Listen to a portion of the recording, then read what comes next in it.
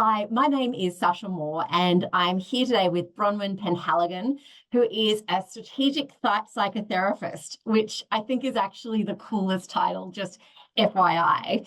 And I'm wanting to speak to Bronwyn as part of the Driven to Fail webinar series that we're hosting.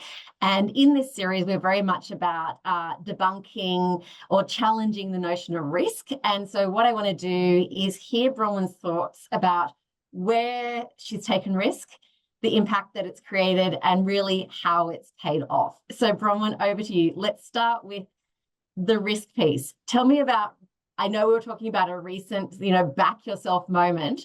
I think that that's a great way to start with opening about embracing risk. Yeah, absolutely. And first and foremost, thank you so much for having me. This is absolutely delightful. So, gosh, the moment that comes to mind, particularly when we talk about being bold, taking risks, is essentially what you can see in my background here, my clinic space. So I made the decision to sign a commercial lease in the heart of the Sydney CBD for a period of 2 years before I had even started my practice, before I had a single paying client. And it came at one of those moments of really, truly questioning, how much do I believe in myself? Am I going to be able to make this work? So that was my big roll the dice moment, hold my nose, jump in the deep end. I love that you did that, and I'm in awe that you did that as well, because it's very rare that I've encountered that you run before you walk in that environment. And in terms of what made you feel confident to actually commit to that monumental decision?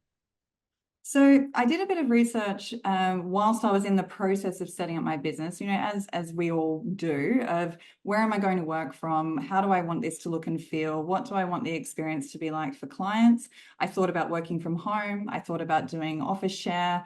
And I thought about, sharing space with other clinicians.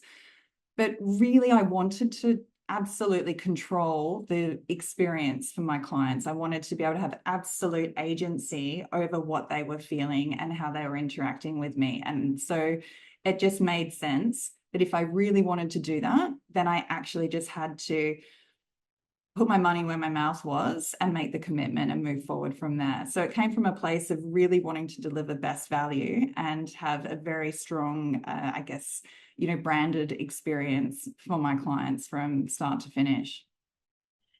And I think that is really so admirable. And it's really coming from that place of, future state, like where do I see myself in the future and how can I escalate that? And how have you found that experience being for your clients?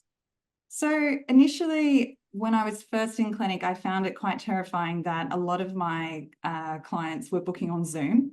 And so I'm sitting here in my beautiful space all by myself, having chats with people on a camera. And that was really tricky and difficult for me to kind of get my head around.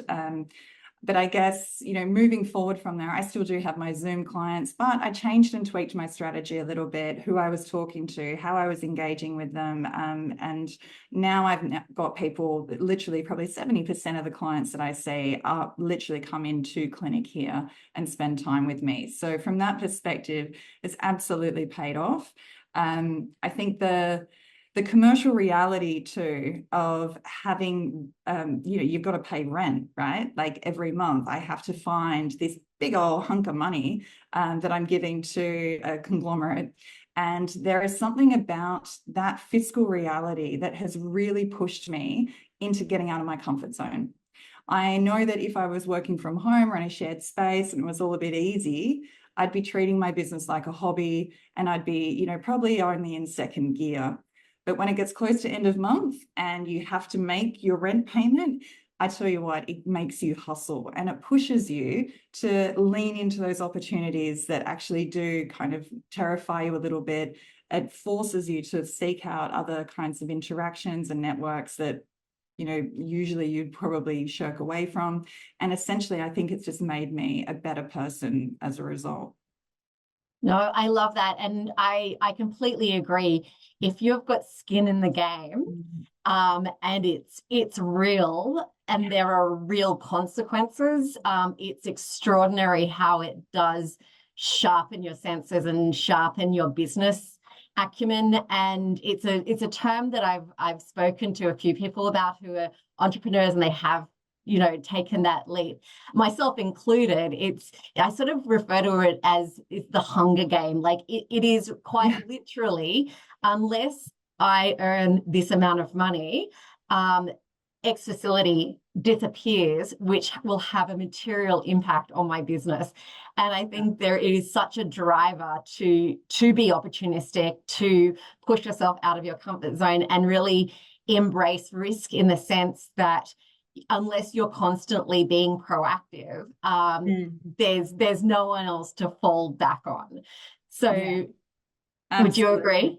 100%, 100%. Look, when I first started clinic, I was fortunate enough to have a teeny weeny little bit of money that was kind of tucked away, so that I knew that I could give myself a bit of, you know, it was a 3-month period of grace, that I didn't really have to try too hard and that everything would be covered. But I tell you what, when I was halfway through my second month, the anxiety started to set in, the urgency started to set in. I'm like, I just have to make this work. And that's when I started shifting gears. And I think, to be honest, most days I'm probably only in 3rd or 4th gear, but I know that I can go up to 6 because I've done that before.